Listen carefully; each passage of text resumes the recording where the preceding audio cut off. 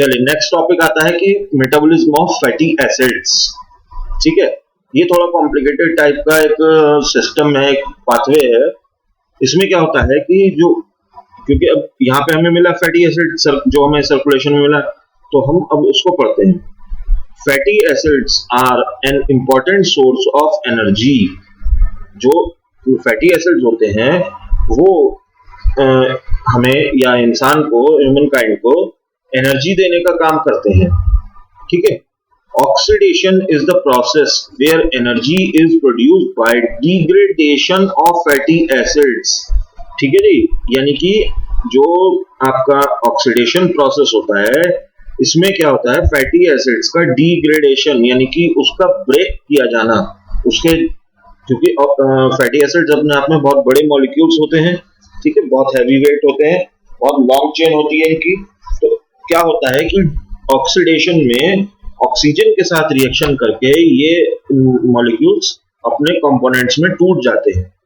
ठीक है, अब ये जो several types of fatty acid oxidation है, ये कौन कौन सा होता है, मतलब जो ऑक्सीडेशन है ये बताया गया है कि कितने तरीके का होता है। एक होता है beta oxidation of fatty acid, ठीक। तीसरा है, सेकंड है alpha oxidation of fatty acids, और तीसरा है gamma oxidation of fatty acids. ठीक है, ये अभी हम आगे देखेंगे। फिलहाल हम देखते हैं कि किस तरीके से फैटी एसिड आगे बढ़ रहे हैं, मतलब इस प्रोसेस में क्या हो रहा है आगे। तो फैटी एसिड जो है वो फैटी एसिड एडिनाइट्रेट में कन्वर्ट हो जाता है। ठीक है, एटीपी का यूज करते हुए, यानी एनर्जी यूज करके, कंज्यूम करके। ठीक है, नेक्स्ट जो स्टेज आती है वो आती है फैटी एसाइल, वो एंजाइम ए। यहां से ये कार्निटीन की प्रेजेंस लेता है और फैटी एसिड में फैटी एसाइल में कन्वर्ट हो जाता है। ठीक है, ये क्या है, इनर माइटोकॉन्ड्रियल मेम्ब्रेन। यहां पर क्या है, ये आपकी इनर माइटोकॉन्ड्रिया, यानी कि ये माइटोकॉन्ड्रिया में भी अंदर वाली मेम्ब्रेन के अंदर संपन्न होने वाली एक प्रोसेस होती है। ठीक, अब इसके बाद क्या होता है, फैटी एसाइल जो है ये आगे बढ़ता है और कोएंजाइम ए अपना बना लेता है। ठीक, जहां पर कि बीटा ऑक्सीडेशन होता है। फिर इसके बाद थोड़ा और आगे बढ़ते हैं तो ये सीधा एसिटाइल कोएंजाइम ए में कन्वर्ट हो जाता है, जहां की साइट्रिक एसिड साइकिल चलता है, जो कि एक्चुअली अभी आप आगे पढ़ेंगे इसको, साइट्रिक एसिड साइकिल को। ठीक है, ये है हमारा साइट्रिक एसिड साइकिल। और ये फैटी एसाइल जो है अगेन कन्वर्ट होता है और यहाँ फैटी एसाइल कोएंजाइम ए बन जाता है। यानी कि यहाँ पर क्या हो रहा है, जो कार्बन के दो मॉलिक्यूल्स वो शॉर्ट हो जाते हैं। ठीक, जिससे कि ऑक्सीडेशन प्रोसेस हो पाता है, यानी बीटा ऑक्सीडेशन संपन्न हो पाता है। ठीक, जिससे ये क्या होता है, फैटी एसाइल में कन्वर्ट हो जाता है और फिर ये प्रोसेस कंटिन्यूअस चलता रहता है। ठीक है, अभी इसको आप फिलहाल शॉर्ट में समझ लीजिए, आगे आपको सारी चीजें क्लियर हो जाएंगी। चलिए, तो पहला जो आता है beta oxidation of fatty acid, इसको देखते हैं क्या होता है। Beta oxidation is the process by which fatty acids in the form of acyl coenzyme molecules are broken down in mitochondria in peroxisomes to generate acetyl coenzyme A and enters TCA cycle. तो beta oxidation जो है वो एक process है जिसके द्वारा जो fatty acids होते हैं, जो एसाइल कोएंजाइम ए के रूप में मौजूद होते हैं, वो ब्रेक डाउन यानी कि टूट जाते हैं। कहां पर, माइटोकॉन्ड्रिया के अंदर, इनर माइटोकॉन्ड्रियल मेम्ब्रेन लिखा था ना, किसमें, पर ऑक्सीसोम्स में। ठीक है, यानी कि जो फैटी एसिड है वो पर ऑक्सीसोम्स में कन्वर्ट हो गया, जिससे कि क्या मिलता है, एसिटाइल कोएंजाइम ए। ठीक, अब जो एसिटाइल कोएंजाइम ए मिला है ये टीसीए साइकिल में पहुंच जाता है। ठीक, it occurs in many tissues including liver, kidney and heart. तो ये तीन जगहों पर संपन्न होता है beta oxidation of fatty acid. कहां पर, एक तो लिवर के अंदर, एक किडनी के अंदर और तीसरा हार्ट के अंदर। ठीक है। Fatty acid oxidation does not occur in brain, brain में संपन्न नहीं होने वाली क्रिया है ये। As fatty acid can not be taken up by that organ, यानी कि जो फैटी एसिड है इसका ब्रेन में कोई काम नहीं है, इसलिए ये ब्रेन में संपन्न नहीं होता है। ठीक, यहां पर आप देख सकते हैं कि ये बीटा पार्ट है और ये अल्फा पार्ट है। ठीक, और ये मिल गया हमें पैल्मिटॉइल कोएंजाइम ए। ठीक है। फिर इसमें the beta oxidation of fatty acids involve 3 stages. अब इसमें 3 स्टेजेस होती हैं। पहली है कि activation of fatty acids in cytosol. तो साइटोसोल में फैटी एसिड का एक्टिवेशन होता है। Transport of activated fatty acid into mitochondria. जो माइटोकॉन्ड्रिया है इसमें फैटी एसिड्स का ट्रांसपोर्ट किया जाता है एक्टिवेट होने के बाद। मतलब जो एक्टिवेटेड फैटी एसिड है, एक्टिवेटेड फैटी एसिड को माइटोकॉन्ड्रिया में, साइटोसोल से माइटोकॉन्ड्रिया में पहुंचा दिया जाता है। ठीक है, इसे कहते हैं कार्निटीन शटल, इस प्रोसेस को। थर्ड आता है beta oxidation proper in the mitochondrial matrix.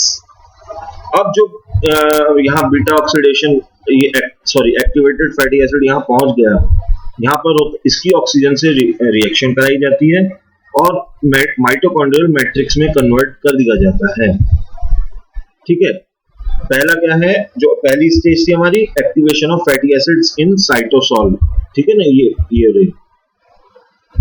इसमें क्या होता है, this proceeds by FA thiokinase acyl coenzyme A synthetase present in cytosol. यानी कि जो साइटोसोल है उसके अंदर FA थियोकाइनेज या acyl coenzyme A synthetase enzyme होता है, जिसके कारण ये रिएक्शन आगे हो पाती है। अब थियोकाइनेज जो है वो क्या, उसको क्या रिक्वायरमेंट रहती है, ATP COASH Mg यानी इसके मैग्नीशियम के आयंस। ठीक है। The product of this reaction is FA acyl coenzyme A and water. यानी कि fatty acid acyl coenzyme A जो होते हैं और वाटर जो होता है वो इसका, इस रिएक्शन का क्या होता है, प्रोडक्ट होता है।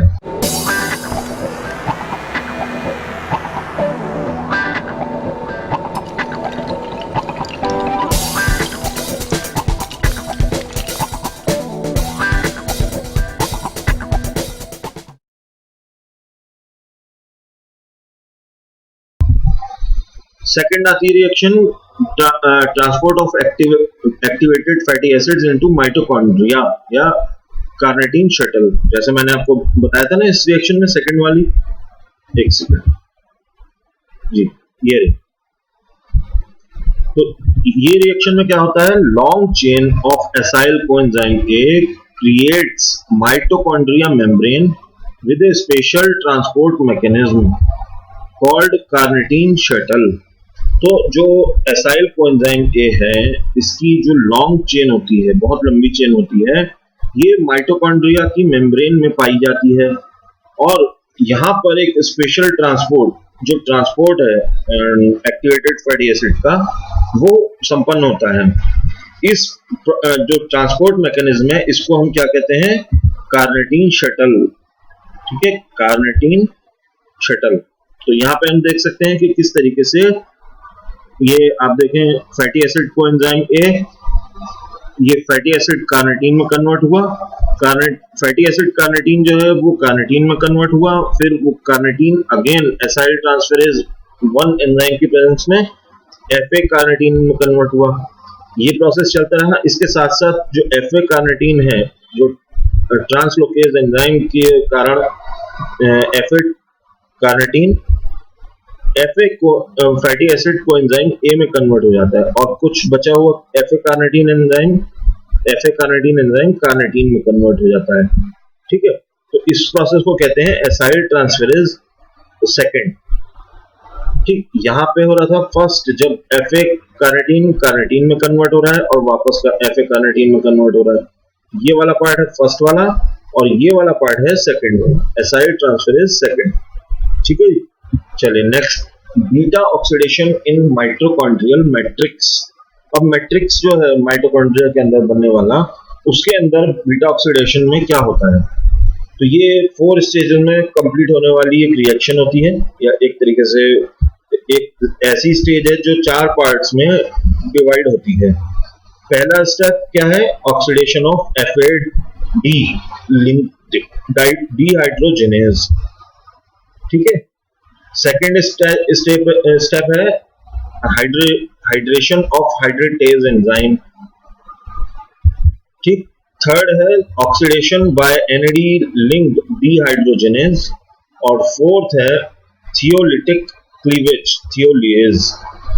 ठीक, यानी कि ये इन 4 पार्ट से मिलकर कंप्लीट होने वाली एक स्टेज है। नेक्स्ट आता है बीटा ऑक्सीडेशन इन माइटोकॉन्ड्रियल। अच्छा, जो अब फर्स्ट स्टेज थी हमारी, यहाँ पे स्टेप 1 जो लिखा है ना, oxidation bye FAD linked hydrogenase, इसको देखते हैं क्या है इसमें। First reaction is the oxidation of acyl coenzyme A by an acyl coenzyme A dehydrogenase enzyme to give alpha beta unsaturated acyl coenzyme A। ठीक है, जिन्हें इनॉल भी कहते हैं, इनॉल कोएंजाइम A भी कहते हैं। FAD is the hydrogen acceptor, जिसमें कि जो FAD है ये हाइड्रोजन को एक्सेप्ट करने वाला पार्ट होता है। ठीक है, यहाँ रिएक्शन में आप देख सकते हैं alpha beta unsaturated acyl coenzyme है। ठीक है, और यहाँ पे क्या बन रहा है, एक्चुअली ये कंप्लीट जो है वो है पामेटॉइल कोएंजाइम A, जो acyl coenzyme A dehydrogenase enzyme की उपस्थिति में और FAD के FADH2 में कन्वर्ट होने के कारण ट्रांस सिग्मा इनॉइल कोएंजाइम A में कन्वर्ट हो रहा है। ठीक है, चलिए नेक्स्ट सेकेंड स्टेज आती है hydration of hydrates. The second reaction is the hydration of the double bond. अच्छा, जो डबल बॉन्ड हमारा हो रहा है यहाँ पर, ये वाला चेन वाला, इसका हाइड्रेशन यानी कि इसके साथ हाइड्रोजन को हम ऐड कर रहे हैं, हाइड्रोजन के मॉलिक्यूल और ऐड कर रहे हैं, किस रूप में, पानी के रूप में, वाटर के रूप में। और जो एंजाइम है वो कौन सा यूज किया जा रहा है, इनॉइल को एंजाइम हाइड्रेटेज।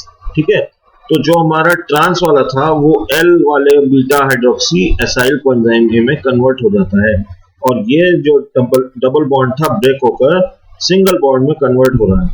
ठीक है, चलिए थर्ड आती है, third step oxidation by NAD linked dehydrogenase. ठीक, अब जो डिहाइड्रोजिनेज एंजाइम है वो NAD के साथ किस तरीके से लिंक होकर काम कर रहा है वो यहाँ देखते हैं। तो जो हमारा L beta hydroxy acyl coenzyme A है, ठीक है ना, ये दिया हुआ है जो पूरा, यहाँ पर क्या हो रहा है, आपका ऑक्सीजन के साथ हम रिएक्शन कराएंगे हाइड्रोजन को रिमूव करने के लिए यहाँ पर से, और हाँ, तो उसके लिए हम यूज करते हैं beta hydroxy acyl coenzyme A dehydrogenase enzyme, और NAD को NADH+H में कन्वर्ट कर देते हैं। ठीक, जिससे क्या होता है, जो यहाँ से OH वाला हाइड्रोक्सिल वाला था ये निकल जाता है, और यहाँ से हाइड्रोजन भी ले लिया जाता है। तो इसको तो मिलाकर हाइड्रोजन अलग कर दिया जाता है, और एक ऑक्सीजन रह जाती है, जिसके कारण यहाँ पर मिल जाता है डबल बॉन्ड। ठीक है ना, तो ये जो है बीटा कीटोएसाइल कोएंजाइम A में कन्वर्ट हो जाता है। नेक्स्ट आता है beta oxidation in the mitochondrial matrix. अब ये थर्ड जो हमारी स्टेज है, ये हम देखते हैं क्या है, थियोलिटिक क्लीवेज थियोलेज। ठीक है, the fourth reaction is cleavage of 2 carbon fragments by splitting the bond between alpha and beta carbons.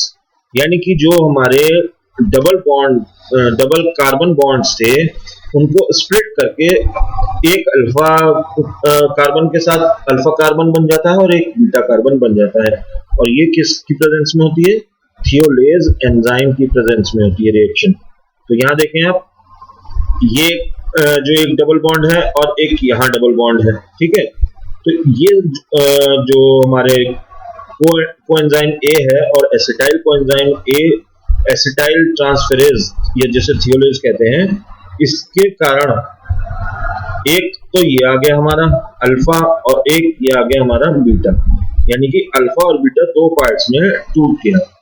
ठीक, ये हमारा जो है पूरा प्रोसेस है ये। ठीक है, किस तरीके से अल्फा बीटा थे और फिर वो आगे चलकर पूरा कंप्लीट एक प्रोसेस यहाँ तक कंप्लीट कर देंगे।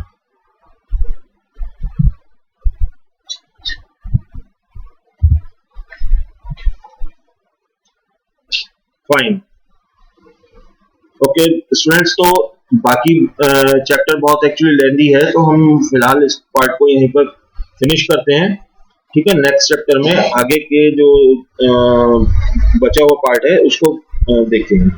Okay, thank you.